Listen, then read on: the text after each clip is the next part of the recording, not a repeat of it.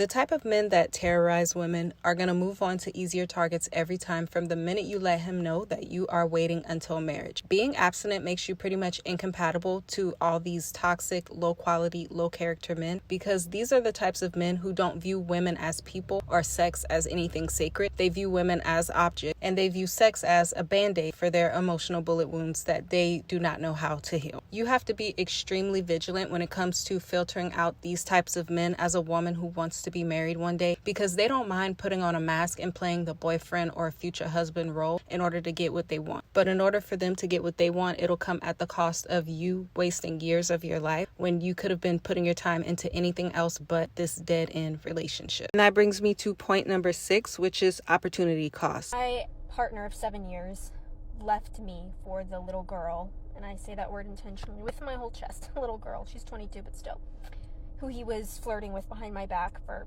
God knows how long. But he, literally, went from me to her. Didn't have 10 minutes to himself to figure out if he would miss me, if I had any kind of value to him. And he's instantly enmeshed in this girl's life. I shouldn't be stalking on my burner accounts, but they're reposting about, this is worth fighting for. Meanwhile, he didn't fight for me. They're reposting shit about having babies and getting married. I mean, what? How do you deal with something like that? Opportunity cost is a term I learned like 10 years ago when I first started studying investments. And it's basically what you miss out on by picking one option over another, or even the impact that making that one decision has on the next set of decisions that are available to you. So let's say lately you've been feeling lonely and you've been hit with a lot of baby fever. So your desired outcome is being married and starting a family with a man who will spend his life with you. When we apply the concept of opportunity cost to relationships instead of stocks or real estate, it's going to be your time that is the thing that's used as investment. Of course, whenever you're looking at stocks or real estate, the investment is going to be money. But back to relationships, you have 2 different options for how you can invest your time to get your desired outcome. So you can pick option A, which is operating out of scarcity, and allow desperation to make you lower your standards, but on the plus side, at least you'll have a boyfriend quickly. Or you can go with option B, which is operating out of abundance and allow self-love to keep your standards high, but that does mean that you will end up being single for longer. Option B will cost you instant gratification and companionship from a temporary person, but option A is going to cost you your peace. Option A is so much more costly because a temporary relationship for a person who wants to be married is the equivalent of a homeowner who wants to actually sell their property, get impatient, and settle for a temporary renter. And just look at the differences in the way that people live in the homes that they're renting versus the home that they bought, their forever home. The person who's only planning to stay around for a few years at most won't have the same incentive to take care of the property like a homeowner would. Just the other day, I was watching a video about a girl complaining that she had to change her AC filters once a month. I never even knew that you had to do that because I literally changed mine twice a year, but that's because I was a renter and I wasn't all that concerned with keeping the air condition in good condition because I didn't have to come out of pocket and pay for it and take care of it. Because whether it lasts for 10 years or not didn't really matter to me because I wasn't planning on staying there longer than 3. And men in relationships that they know they are only temporarily passing the time with operate in the same way. So by deciding to settle and play house with a man, not only are you missing out on potential home buyers, aka potential husbands, by settling for rent, but you're also going to have a lot more repairs, aka healing, to do before you're ready to be quote unquote put back on the market once that temporary lease inevitably comes to an end. And I really want you to think back to the times when you did rent an apartment or a house. At that time in your life, what are the odds that your landlord would have been able to convince you to buy the place that you were renting? There was most likely no chance of that ever happening because renters and homeowners are in 2 totally different mind frames. The wants and needs of a homeowner completely conflicts with the wants and needs of a renter. But when you get impatient and lower your standards, just like people have to do with renters, because we all know it's way way easier to qualify for a 12-month lease than it is for a 30-year mortgage, you inevitably will end up with people who have a temporary mindset. Both options are going to cost you something, and it's up to you to decide which is better for you and your future family in the long run. Is it going to be short-term satisfaction or long-term stability? Life does not exist in a vacuum, and every decision we make has an impact on the next set of decisions that are available to us. The 7th reason why intercourse before marriage is a scam for the women who want to be wives is because it causes you to emotionally invest in temporary people. So, my last boyfriend had borderline personality disorder. And I did not just like this man. I loved him with my whole heart. I would do anything to make it work, and I did. So I naturally just have a lot of empathy with anyone who is struggling with a mental health disorder that they can't really control, especially because this one does stem based off abandonment issues. If you don't know anything about borderline personality disorder, basically they have these big reactions. They say and do anything to push you away, but then as soon as the dust settles, they feel really bad and they beat themselves up about what it is that they said and did during their episode. He started going to therapy, and I had gone in for one of his sessions. And I was just asking his therapist, like, what do I do when he's having one of these episodes? I don't know how to communicate with him during that time. The therapist literally told me to sit back, let him have his episode, handle it, don't feed into it, and then just talk about it when the dust settles. And so that's exactly what I did, and I listened because she's a professional. She knows what she's talking about. But how does that damage me? Like, I did that for a year, and then I lost myself completely. I had hit the lowest low I'd ever hit in my life. I was taking 2 naps a day. My physical health was suffering because of it. It was so much stress, I started having seizures because of this relationship. I had confined myself in a dark basement room for a year. I'd stopped posting videos, and my self-esteem was on the fucking floor. I crumbled. Absolutely crumbled. And it has now taken me 3 years to get over everything that happened in that time. All the things that were said to me, all the things that were done to me. I learned a lot. I learned how to be a very good communicator after that, but I came out very, very damaged out of that. I feel like the men are way better at compartmentalizing than women. So for us women, what starts off as your typical dating dynamic eventually ends up bleeding over into becoming his temporary unofficial wife, especially once you start doing all the things that a wife does without the title. So instead of moving on to a better fit or even just giving him the space to focus on fixing himself, he becomes your project and you try to fix him. A lot of you guys will date the women who is the perfect distraction from you doing the inner work that you know is necessary. You stay because she doesn't require growth, and she stays because she doesn't know she's a placeholder. While in this situation, you're still searching for the woman you truly want, not only causing chaos for the woman you're with, but also wasting your own time. You convince yourself that you're waiting for the right one, when in reality, you're avoiding becoming the right man.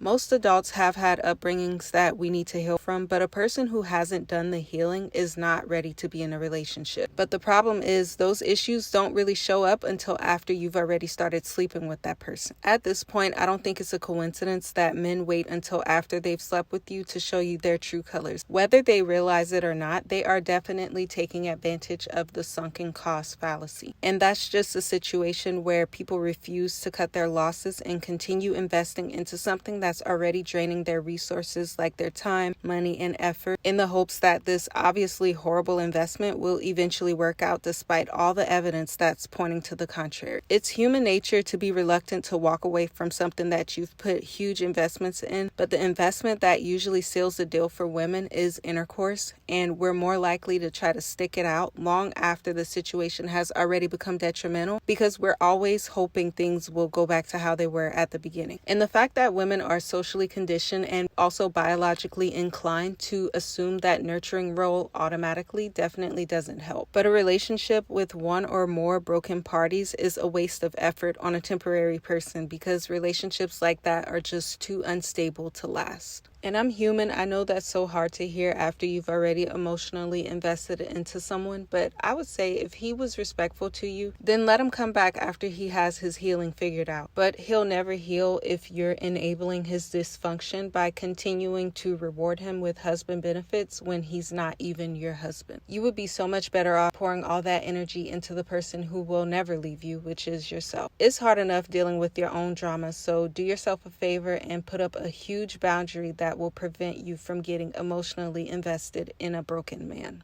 And you'll probably never even get a man to admit to this, but if you are putting up with a man's crap, especially things that he wouldn't be putting up with from you, he views you as desperate. And instead of just behaving like a person who loves and values herself, you go on social media and try to learn all these dating tactics in an effort to get your power back. You can love someone desperately and still be super unhappy and dissatisfied in your relationship or marriage. Women are happier with their men when in their dynamic they can stay surrendering, they can be present, they can be the ones receiving and surrender in a feminine energy, aka black cat energy. Men are happier, even though they don't like to admit this, if they are the golden retriever to their woman, chasing her. Because believe it or not, men actually get a thrill out of the chase. Men love the mystery, the unpredictability, the unsafety and the confusion about their woman sitting on the edge of his seat, always trying to get a piece of her. Women are the entire opposite. They need the security, the safety, the reassurance from their men in a long-term commitment to feel safe and to feel loved. The reason why the black cat golden retriever trope even blew up is because women needed a tactic to maintain their leverage after committing the ultimate form of submission to a man. But it's a false sense of security because no one can act forever, and eventually he's going to do something that wasn't in the script that'll trigger you into resorting to your default settings, which is most likely desperation. Because if you still feel compelled to take all the risks that come with intercourse outside of marriage, there's a high chance that you are operating out of scarcity. And it's no shade at all because none of us are perfect and we've all been there, but when we know better, we have to do better for our future selves. Scarcity mindsets do not exist in a vacuum, and it usually manifests in other desperate behaviors like being needy, controlling, clingy, and worshiping the ground that he walks on. But when you're operating out of abundance and you're not scared to lose a man, you naturally embody wife energy. When you show him that you're strong enough to maintain your boundaries around intercourse and that you're not going to give in to the pressure to have intercourse with him before marriage, knowing there's a possibility that he'll just move on to another girl and get it from her, you're showing him without telling him that you not only don't need him and that you're not scared to lose him, but that you will take losing him over losing yourself. There's no person in your life that should ever feel like you need them. Everyone should always feel like they are there because you want them there. But you also should never verbalize this because that is honestly annoying and cringe. Instead, you're going to let your actions speak for you. And this way, you don't have to worry about pretending to be somebody that you're not because there's no act that you need to put on, since he now knows that no matter how caring you are strong enough to walk away. You're showing him that through your actions. You're not telling him. And actions is the language that men speak, not words. And that's why you'll rarely ever see two men go back and forth in an argument. You're way more likely to just see them in a fist fight. And another problem with the dating tactics is that men usually get all their emotional intimacy needs met through their partners. But once you introduce sex into that equation, they'll either get emotionally neglected by the black cat or they'll be taking the golden retriever for granted. Once the excitement and the aloofness and the mysteriousness of playing games wears off, a healthy husband material man is going to be looking for a loving wife that he can actually respect and connect with emotionally. Sleeping with a man without requiring that same level of investment from him is the highest form of submission, and at that point you are basically a golden retriever cosplaying as a black cat. The so-called challenge or chase is over the second you agree to let him enter your body and accept the risk of having his kids and whatever else he might give you without requiring anything from him other than attention or maybe even a title. The actual challenge is when he is forced to jump through hoops to seal the deal with the woman that he knows that he can't replace. Reason number 9 is the fact that most people in relationships are not waiting until marriage to get into bed, and yet the overwhelming majority of those relationships still don't work out. Why do you think 50% of marriages fail? One is because people don't select well. They select based on chemistry and their blueprint of like someone gives me butterflies, as opposed to having the tough conversations about what do we believe a life well lived is? What is our stance on children? What is our stance on money? What is our stance on spirituality? Like what's our values? And what are we going to do to fight for this relationship when we have a hard time? So people don't have those conversations, and then they are not able to assess if they're actually with the right person for them. And then also people don't have the skills to make a relationship work over the long term. The average relationship will not lead to marriage, and of the relationships that do, half of those marriages don't work out. And even when you look at the marriages that don't end in divorce, I'm sure only half of those couples are actually happy and in love, and I honestly would not be surprised if we found out that most of them waited until marriage. The way the average relationship starts in 2025 is one or both parties finding something superficially attractive about the other person, jumping into bed with them before you even truly know them, their red flags, or how they even respond to adversity, and then attempting to build a life off of feelings and infatuation, which are two fleeting things that are incapable of sustaining a relationship. And that's why the majority of relationships will end in either a breakup or a divorce. It doesn't matter if the relationship didn't make it past the first month, or if they were able to white knuckle their way through 20 years of a marriage with a dead bedroom. Life is too short to waste on failed relationships that could have easily been avoided by taking a different approach. I will never deny that physical connection with a spouse in a marriage is important, but we're at the point where sex is literally the center of the average person's selection process. If it was actually that important to making a relationship work long term, don't you think it would do a way better job at holding these relationships together? So I saved reason number 10 for last because I'm sure some people are going to see this as a reach, but I feel like sex outside of marriage is spiritually illegal. I'm not trying to be too spiritual, but it could be somebody that you was with 5 years ago. But when that cord is still attached to that person, you still connected to them, no matter where they are in the world. So you have to break that umbilical cord. It's spiritual. All things are spiritual. The things we say, the energy we feel when we walk in the room. So that's another thing that's like, it's very sacred. First of all, isn't doing that against pretty much every Abrahamic religion, meaning Christianity, Islam, and Judaism? I'm not 100% sure about that though, but if I am right, that means that by choosing to go against your God and give into this urge that isn't a life or death need, you're literally saying that you care more about losing a man, or you care more about pleasing yourself than you do about being faithful to your actual creator who loves you unconditionally. Why is this sexual temptation such a struggle? Because this is spiritual warfare. You have a real enemy that has used sex as one of his main weapons throughout all of history to keep you from the destiny that God has for you. When you're single, the enemy will do anything he can to make you have sex. And then as soon as you get married, the enemy will do everything he can in his power to keep you from having sex. A man who wants you to go against your beliefs definitely does not love you unconditionally. He might not even love you at all, and he probably doesn't love himself either, which is why he has to rely on intercourse to help him drown out the self-loathing. But even for the non-religious, more spiritual folks, there's still some pretty big repercussions that you open yourself up to whenever you open yourself up to someone spiritually. I just don't give myself to know anybody. If the energy not right, you can't touch me, straight up. I done had situations where I done gave myself to the wrong people, and just creepy. Just miserable. It wasn't right. You know, you can have sex with somebody and just be drained afterwards. They took energy from you. I'm sure we've all heard about energy vampires. I don't know how true it is because I haven't done any research on it whatsoever, but you can't deny how drained you feel after you give your body to a man who is not right for you. We definitely don't have to rely on religion or spirituality to explain why sex before marriage is a bad idea most of the time, because I feel like science does that for us pretty well. But to me, it's pretty clear that unwed sex is spiritually illegal no matter what you believe in, because of the universal negative consequences that manifest from it 99% of the time. If sex before marriage made sense for women, there wouldn't be so many logical arguments against it. I really hope today's video helped you see things from a different perspective. If you like content like this, definitely make sure you check me out on all the platforms, and I will catch you guys in the next one.